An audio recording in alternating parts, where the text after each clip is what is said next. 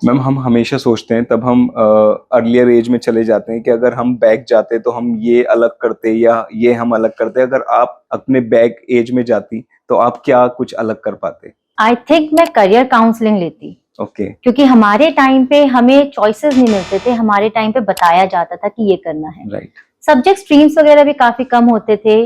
In fact हमें physics, chemistry, biology या फिर साइंसेज एक स्ट्रीम में डिवाइडेड थे, आर्ट्स ह्यूमैनिटीज एक स्ट्रीम में थे, कॉमर्स एक में था, एंड बहुत limited career option, 7 to 8 career option हमें पता होते थे। उस टाइम पे हमारे पास इतनी फ्रीडम नहीं थी, या फिर हम कह सकते हैं इंटरनेट फ्रीडम नहीं थी। आप अगर याद करो 2002 में, उस टाइम पे बहुत गूगल भी अपनी नेसेंट स्टेज पे था, इन्फेंसी स्टेज में था। डिजिटल लिटरेसी जैसा वर्ड कुछ भी नहीं था उस टाइम, या फिर डिजिटल स्किल डेवलप करो, उस टाइम पे ऐसा कुछ भी नहीं था।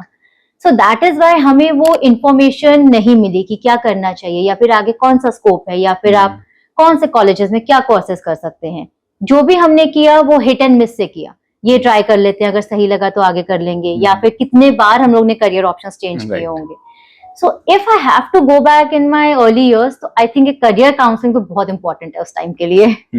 और एक चीज और भी बहुत ज्यादा मोस्ट कॉमनली होता था कि हमारे रिलेटिव्स क्या कहेंगे कि हमें ये करना चाहिए। हमारे पेरेंट्स बोलते थे कि उसका बेटा वो कर रहा है, तुम वो कर लो। तो इसमें बहुत ज्यादा चीजें नहीं हो पाती थी या सक्सेस नहीं मिल पाती थी। और अगर कोई बच्चा कहता भी था डिफरेंटली कि मुझे ये करना है, या फिर बाहर जाके पढ़ना है, या फिर मुझे गेम्स में भी जाना है, तब भी पेरेंट्स बहुत स्केप्टिकल होते थे। उसको फ्रीडम नहीं मिलती थी जो आज फ्रीडम है बच्चों को।